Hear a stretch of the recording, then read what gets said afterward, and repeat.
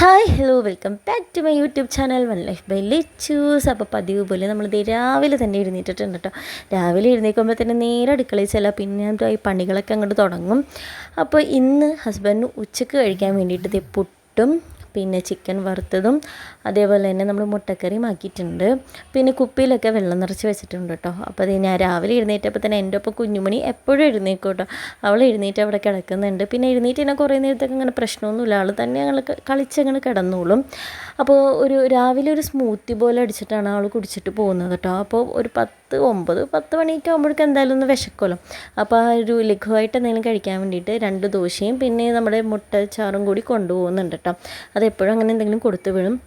പിന്നെ രാവിലത്തെ പണികളൊക്കെ കഴിഞ്ഞിട്ടുള്ള പാത്രങ്ങളൊക്കെ പതിവ് പോലെ കഴുകാനുണ്ടായിരുന്നു. അപ്പോൾ ഞാൻ പെട്ടെന്ന് തന്നെ അതൊക്കെ കഴുകി വെച്ചു. പിന്നെ കഞ്ഞിക്ക് ഇടാനുണ്ടായിരുന്നു, അപ്പോൾ അതൊക്കെ ഇട്ടു.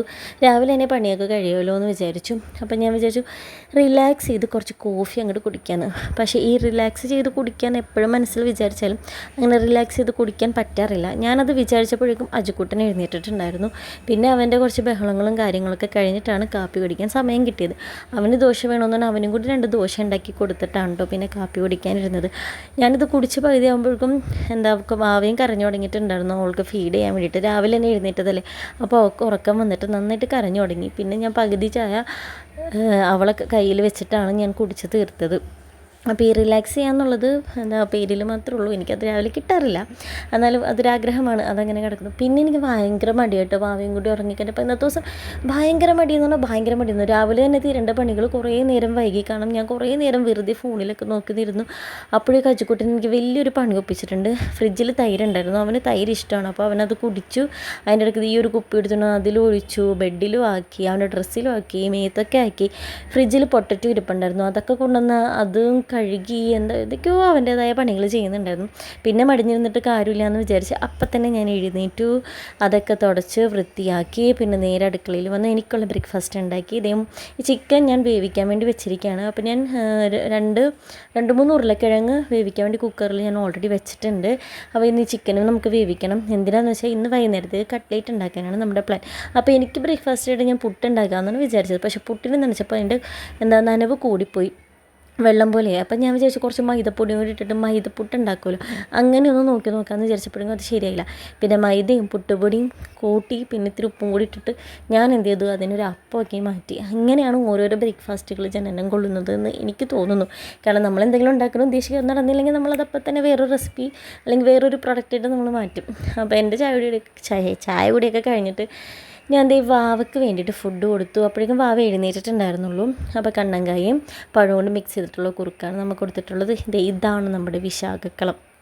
അപ്പോൾ നമുക്കിവിടെ പൂക്കളമല്ല ഇലക്കളം, പൂവിലക്കളം ഞങ്ങളുടെ. അങ്ങനെ വിശാഖക്കളമൊക്കെ ഇട്ട് കഴിഞ്ഞിട്ട് എനിക്കെന്താ തുണി വിരിച്ചിടാനുണ്ടായിരുന്നു. പിന്നെ ഞാൻ പച്ചരിയും ഉഴുന്നും കൂടി കഴുകിയത് വെള്ളത്തിലിട്ടിട്ടുണ്ട്. ഞാനിത് രണ്ടും കൂടി ഒന്നിച്ചിട്ടിട്ടാണ് കേട്ടോ എപ്പോഴടിക്കുക. എനിക്കങ്ങനെ പ്രശ്നമൊന്നും വന്നിട്ടില്ല, പൊങ്ങാറുണ്ട്. ചിലവരിത് സെപ്പറേറ്റൊക്കെ ഇട്ട് ഇരട്ടിപ്പണി ആക്കുന്നത് ഞാൻ കണ്ടിട്ടുണ്ട്. പിന്നെ കുറേ നേരം വെറുതെ ഇരുന്നത് കഴിഞ്ഞപ്പോഴേക്കും നമുക്ക് ഉച്ചയെ പജുക്കുട്ടന് വിശക്കണം എന്ന് പറഞ്ഞപ്പോൾ അവനുള്ള ചോറ് കൊടുക്കാൻ പോവാണ്. ഇത്തിരി അച്ചാർ എടുത്തിട്ടുണ്ട്, പിന്നെ മുട്ട വറുത്തത് എടുത്തിട്ടുണ്ട്, അതായത് ചിക്കി വറുത്തത്. അങ്ങനെ അവന് ചോറൊക്കെ വാരിക്കൊടുത്ത് കഴിഞ്ഞിട്ട് രാമൻകുട്ടനും ചോറൊക്കെ വാരിക്കൊടുത്തു. അതിന് ഞാനും കഴിച്ചു കേട്ടോ. വാവക്കുള്ള ഉച്ചക്കത്തെ ഫുഡൊക്കെ നമ്മൾ കൊടുത്തിട്ടുണ്ടായിരുന്നു. അങ്ങനെ അജുക്കുട്ടൻ കിടന്നുറങ്ങിയപ്പോൾ ഞങ്ങൾ വീട് താക്കോലൊക്കെ ഇട്ട് പൂട്ടിയിട്ട് ഞാനും രാമനും പിന്നെ ജനകവും കൂടിയിട്ട് ഞങ്ങളുടെ വീടിൻ്റെ അടുത്ത് തന്നെ ഒരു കടയുണ്ട്, തൊട്ടടുത്താണ്. അപ്പോൾ കടയിൽ പോകേണ്ട ഒരു ആവശ്യം ഉണ്ടായിരുന്നു, കാരണം നമുക്ക് കട്ട്ലേറ്റ് ഉണ്ടാക്കുന്നുണ്ടല്ലോ. അപ്പോൾ അതിന് വേണ്ടിയിട്ടുള്ള ചിക്കൻ മസാല നമ്മുടെ കയ്യിലുണ്ടായില്ല. അതൊന്ന് നമ്മുടെ ചിക്കനും ഉരുളക്കിഴങ്ങും കൂടി ഒന്ന് മസാലയൊക്കെ ഇടണമല്ലോ. അപ്പോൾ ഇത്തിരി ചിക്കൻ മസാല ഇടണമെന്നുണ്ടായിരുന്നു. അപ്പോൾ അത് വാങ്ങാൻ വേണ്ടി പോയതാണ്. അങ്ങനെ ഞങ്ങൾ പോയി വന്നതിന് ശേഷം അതൊന്ന് മസാലയൊക്കെ ആക്കി ഇട്ടു. പിന്നെ ഞാൻ ഇതേപോലത്തെ ഒരു അടപ്പൻ എടുത്തിട്ടുണ്ട്, ഒരു പാത്രത്തിൻ്റെ. നമുക്ക് റൗണ്ട് ഷേപ്പ് കറക്റ്റായിട്ട് കിട്ടാനാണ്. അപ്പോൾ അതിലിങ്ങനെ കുറച്ച് മസാല എടുത്തിട്ട് പ്രസ് ചെയ്തിട്ട് നമ്മളിങ്ങനെ തട്ടുമ്പോഴേക്കും അത് ആ റൗണ്ട് ഷേപ്പിലായിട്ട് വീണോളും. അപ്പോൾ നമുക്ക് നല്ല ഷേപ്പായിട്ടത് കിട്ടും. അപ്പോൾ ആദ്യത്തെ ഒരു സെറ്റ് ഉണ്ടാക്കിയിട്ട് ഞാനവിടെ വെച്ചു. പിന്നെ എന്നെ രാമൻകുട്ടൻ ഹെൽപ്പ് ചെയ്യാൻ വേണ്ടി വന്നതാണ് കേട്ടോ. എൻ്റെ കുഞ്ഞുമണി ഈ സമയത്തൊക്കെ നല്ല ഹാപ്പി ആയിട്ട് അവിടെ കിടപ്പുണ്ടായിരുന്നു. അജുക്കുട്ടനെ എഴുന്നേറ്റിട്ടില്ല കേട്ടോ. അപ്പോൾ അജുക്കുട്ടനെ എഴുന്നേൽക്കുമ്പോഴേക്കും നമുക്ക് സ്നാക്ക് റെഡിയാക്കണം എന്നാണ് ഞാൻ വിചാരിക്കുന്നത്. അങ്ങനെ ഇത് കുറച്ച് നേരം കൊണ്ട് ഞാൻ ഫ്രീസറിൽ വെച്ചു. അപ്പോൾ ഫ്രീസറിൽ വെക്കുമ്പോൾ എന്താണെന്ന് വെച്ചാൽ നമുക്ക് ഇത് നല്ല സെറ്റായിട്ട് കിട്ടും. അപ്പോൾ പൊടിയാണ്ട് നമുക്ക് കട്ട്ലേറ്റ് ഉണ്ടാക്കാൻ പറ്റും കേട്ടോ. നമ്മൾ മസാല ഉണ്ടാക്കി അപ്പം തന്നെ ഉണ്ടാക്കുന്നതിൽ നല്ലത് നമുക്ക് ഇഷ്ടമുള്ള ഷേപ്പിലാക്കിയതിന് ശേഷം ഇങ്ങനെ ഫ്രീസറിൽ വെച്ചാൽ മതി കേട്ടോ. അപ്പോൾ നമുക്ക് നല്ല സെറ്റായിട്ട് പൊടിയാണ്ട് നമുക്ക് എന്ത് ഐറ്റം ആണെങ്കിലും ഉണ്ടാക്കാൻ പറ്റും. അങ്ങനെ ഫൈനലി ഞാൻ എൻ്റെ കട്ട്ലേറ്റ് ഉണ്ടാക്കി പിള്ളേർക്ക് കൊടുത്തു. അങ്ങനെ ഞാൻ പിന്നെ അവരോട് എന്തുണ്ടാക്കി കൊടുത്താലും ഞാൻ അഭിപ്രായം ചോദിക്കും. അപ്പോൾ എങ്ങനെയുണ്ടെന്ന് ചോദിച്ചപ്പോൾ രാമൻ സൂപ്പറാണെന്ന് പറയണം, അജിക്കുട്ടനും അപ്പോൾ സൂപ്പറാണെന്ന് പറയാം കേട്ടോ. വാവ അപ്പോൾ അവിടെ കിടക്കുന്നുണ്ട്. ആ സമയത്ത് ഞാൻ വിചാരിച്ചു ഞാനും ചായ കുടിക്കാനും. അങ്ങനെ ചായയൊക്കെ കുടിച്ചിരുന്നപ്പോഴേക്കും ഞാൻ വൈകുന്നേരത്തെ പണിക്ക് കയറി. അപ്പോൾ വൈകുന്നേരം പുട്ടിന് വേണ്ടിയിട്ട് ഗ്രീൻ പീസ് കറിയും പിന്നെ ഞാൻ ചിക്കൻ കുറച്ചും കൂടി ഉണ്ടായിരുന്നു ഷാലോ ഫ്രൈ ചെയ്തെടുക്കുകയാണ്. അതായത് ഞാനതൊരു റോസ്റ്റ് പോലെ ആക്കാനാണ് എൻ്റെ പ്ലാൻ. അപ്പോൾ ജസ്റ്റ് അധികം അങ്ങോട്ട് ഫ്രൈ ചെയ്യാണ്ടൊന്ന് ഷാലോ ഫ്രൈ എടുക്കണം. അപ്പോൾ അത്രയാണ് പണിയുള്ളത്. ഒരു 5-5:30 മണിയായപ്പോൾ ഞാൻ അടുക്കളയ്ക്ക് കയറിയതാണ് കേട്ടോ.